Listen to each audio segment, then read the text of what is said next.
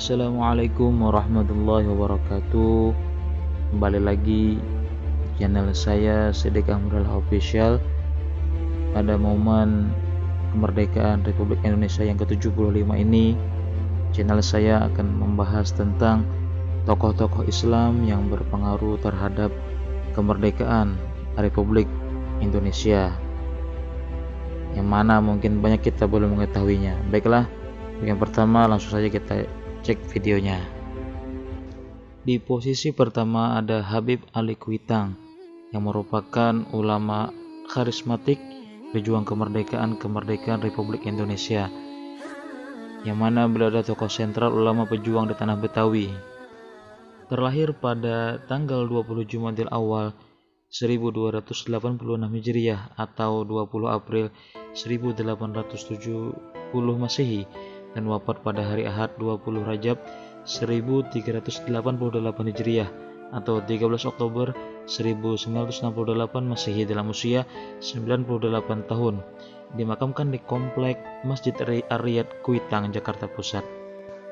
Habib Ali Kuitang memiliki nama asli Habib Ali bin Abdurrahman bin Abdullah bin Muhammad bin Husain bin Abdurrahman bin Husain bin Abdurrahman bin Hadi bin Ahmad Syiib Al-Habsyi bin Muhammad bin Alwi bin Abu Bakar Al-Habsyi.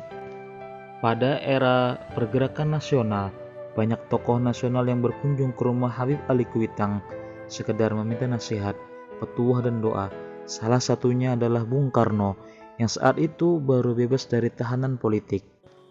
Kehadiran Bung Karno diajak oleh M.H. Tamrin untuk menemui Habib Ali Al-Habsyi Kuitang dan memperoleh nasihat serta ikut pengajian di majelis taklim Kuitang. Konon berlangsung hingga 3 bulan lamanya.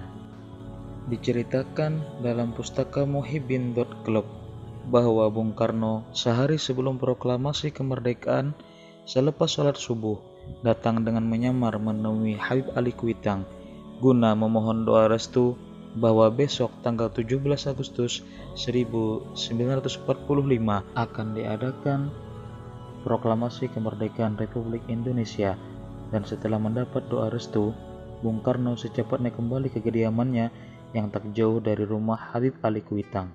2 jam setelah proklamasi kemerdekaan Republik Indonesia, tepatnya setelah selesai sholat Jumat, Habib Ali Kuitang kembali ke atas mimbar untuk mengkabarkan bahwa kemerdekaan Indonesia serta mengajak jamaah untuk memasang bendera merah putih. Berita tersebut langsung menyebar ke pelosok Betawi dan sekitarnya dan disambut oleh seluruh masyarakat dengan mengibarkan bendera merah putih di kampungnya masing-masing. Itulah sedikit cerita tentang Habib Ali bin Abdurrahman Al-Habsyi Kuitang serta peran beliau terhadap kemerdekaan Republik Indonesia.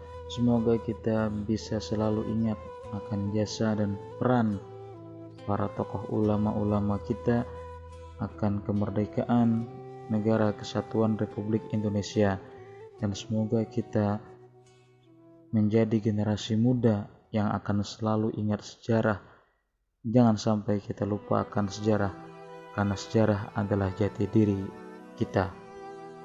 Selanjutnya di bagian kedua ada Al-Habib Idrus bin Salim Al-Jufri atau yang dikenal dengan Guru Tua, yang mana beliau adalah seorang pengusul pertama warna bendera merah putih Negara Kesatuan Republik Indonesia. Dilansir dari surplus.id, Habib Idrus bin Salim Al-Jufri atau yang terkenal dengan sebutan Guru Tua adalah pendiri Lembaga Pendidikan Islam Al-Khairat, Sulawesi Tengah. Ulama karismatik yang dilahirkan pada 15 Maret 1892 di Taris, Hadramaut, Yaman. Dikenal sebagai tokoh ulama yang berjasa menyebarkan Islam di daerah Sulawesi Tengah.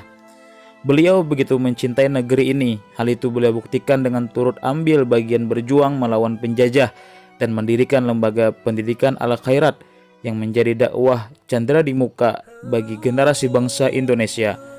Sebagaimana yang disampaikan oleh Kiai Haji Adnan Anwar dalam tulisan Bendera Merah Putih Amanat Rasulullah melalui mimpi Guru Tua, Habib Idrus bin Salim Al-Jufri, dalam mimpi itu Habib Idrus juga mendapat pesan dari Rasulullah SAW agar bendera merah putih menjadi bendera Indonesia ketika merdeka nanti.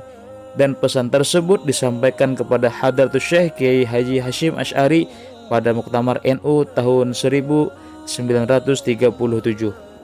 Saking cintanya kepada Indonesia, Habib Idrus bahkan menciptakan sebuah syair menyambut proklamasi kemerdekaan Indonesia.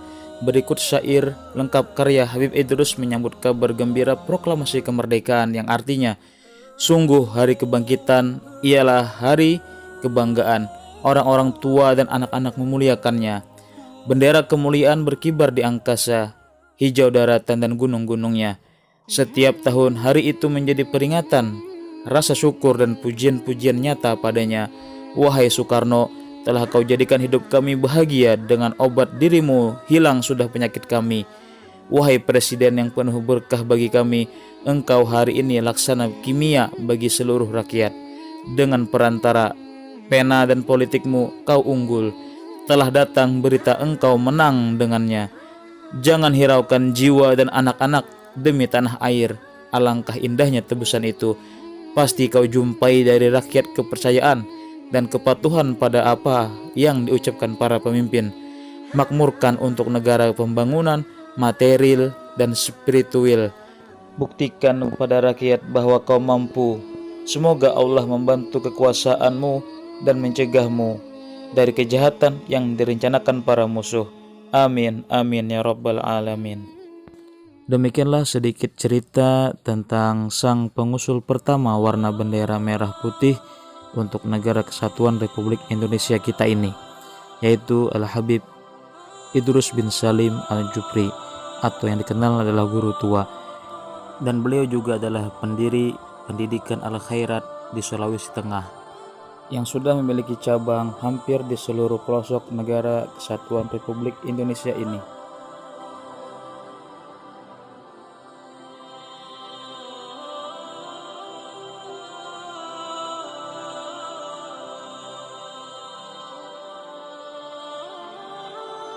Selanjutnya adalah Habib Hussein bin Salim Al-Mutahhar, yang mana biasa dikenal dengan H. Mutahhar.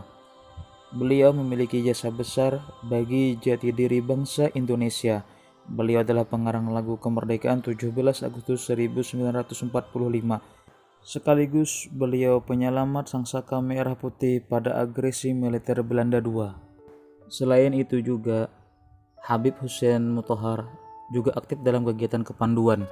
Ia adalah seorang tokoh utama Pandu Rakyat Indonesia, gerakan kepanduan independen yang berhaluan nasionalis. Ia juga dikenal anti komunis ketika seluruh gerakan kepanduan dilebur menjadi gerakan pramuka. H. Mutahhar juga menjadi tokoh di dalamnya. Habib Hussein Mutahhar merupakan seorang komponis musik Indonesia, terutama untuk kategori lagu kebangsaan dan anak-anak. Dilansir dari Tribun News, Hussein Mutahhar populer dengan beberapa lagu seperti Syukur hingga Hari Merdeka. Karya terakhirnya Dirgahayu Indonesiaku menjadi lagu resmi ulang tahun ke-50 kemerdekaan Indonesia.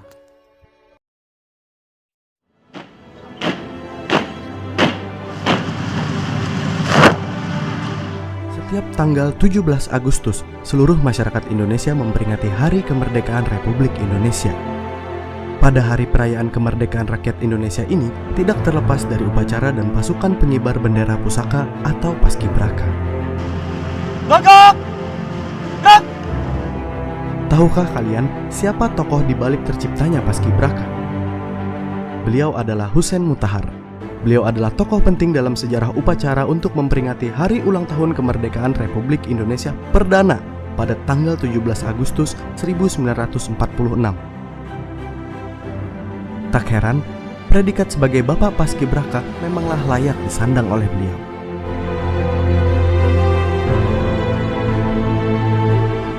Muhammad Hussein bin Salim bin Ahmad bin Salim bin Ahmad Al-Mutahhar, kerap disapa sebagai Hussein Mutahhar, lahir pada 5 Agustus 1916 di Semarang, Jawa Tengah.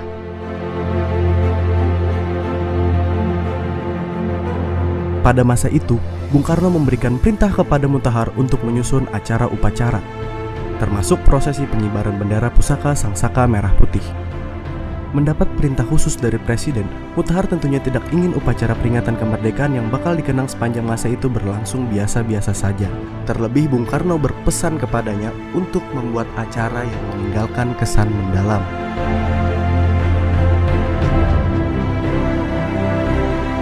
Jakarta bukanlah tempat pertama lokasi perayaan Hari Ulang Tahun Republik Indonesia perdana dilaksanakan, melainkan di Yogyakarta.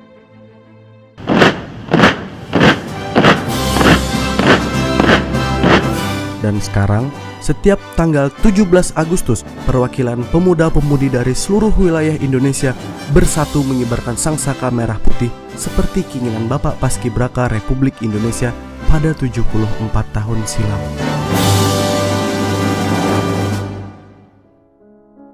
Selanjutnya adalah Sultan Hamid II, pencipta Lambang Negara Kesatuan Republik Indonesia Garuda Pancasila.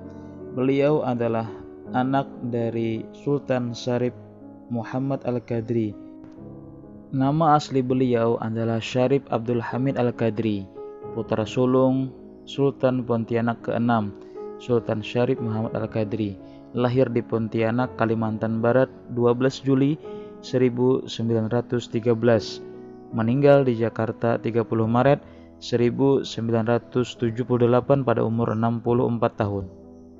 Dilansir dari kompas.com, saat diadakannya sayembara untuk pembuatan Lambang Negara Kesatuan Republik Indonesia, terpilihlah dua rancangan lambang negara terbaik, yakni rancangan Sultan Hamid II dan rancangan M. Yamin. Pada proses selanjutnya yang diterima pemerintah dan DPR adalah rancangan Sultan Hamid II. Setelah rancangan terpilih, dialog intensif dilakukan antara Sultan Hamid, Presiden Republik Indonesia Serikat Soekarno, dan Perdana Menteri Muhammad Hatta untuk penyempurnaan. Mereka sepakat mengganti pita yang dicengkram Garuda, semula adalah pita merah diganti pita putih dengan menambahkan semboyan Bhinneka Tunggal Ika. Pada 8 Februari 1950, rancangan Lambang Negara Sultan Hamid diajukan kepada Presiden Soekarno. Namun, rancangan tersebut mendapat masukan dari Partai Masyumi untuk mempertimbangkan kembali. Karena keberatan terhadap gambar burung Garuda dengan tangan dan bahu manusia yang memegang perisai dianggap terlalu bersifat mitologi, adanya masukan tersebut. Kemudian Sultan Hamid II memperbaiki gambar lambang Garuda sehingga terbentuk Raja Wali Garuda Pancasila. Setelah selesai diperbaiki, kemudian diajukan ke Soekarno dan diserahkan kepada Kabinet Republik Indonesia Serikat melalui Muhammad Hatta sebagai Perdana Menteri. Rancangan lambang negara karya Sultan Hamid II akhirnya diresmikan pemakaiannya pada sidang Kabinet Republik Indonesia Serikat yang berlangsung 11 Februari 1950. Ketika itu, kepala Raja Wali Garuda Pancasila masih gundul dan tidak berjambul. Kemudian, Presiden Soekarno memperkenalkan untuk pertama kalinya lambang negara kepada khalayak ramai pada 15 Februari 1950 di Hotel Des Indes, Jakarta. Assalamualaikum warahmatullahi wabarakatuh. Ya, inilah salah seorang pahlawan kita yang bernama Sultan Syarif Hamid bin Sultan Syarif Muhammad bin Sultan Syarif Yusuf bin Sultan Syarif Hamid bin Sultan Syarif Utsman bin Sultan Syarif Abdurrahman Al-Qadri, pendiri kota Pontianak. Beliau adalah perancang lambang Garuda yang kita kenal. Semoga beliau semua dirahmati oleh Allah dan kita mendapatkan keberkahan beliau semuanya. Menunjukkan bahwa dalam satu hembusan nafas Allahu Akbar adalah kecintaan kepada negara kesatuan Republik Indonesia, cinta kepada ahli bait, pakaiannya tentara, sisiran rambutnya Masya Allah, tapi dalam dirinya mengalir darah Nabi Muhammad SAW. Dalam ucapannya Allahu Akbar, dalam gambarnya adalah bintang. Maka hanya orang jahil bodoh saja yang mempertentangkan antara Islam dengan kesatuan Republik Indonesia. Cinta Islam, cinta Allah Akbar, cinta kebinekaan, cinta negara kesatuan.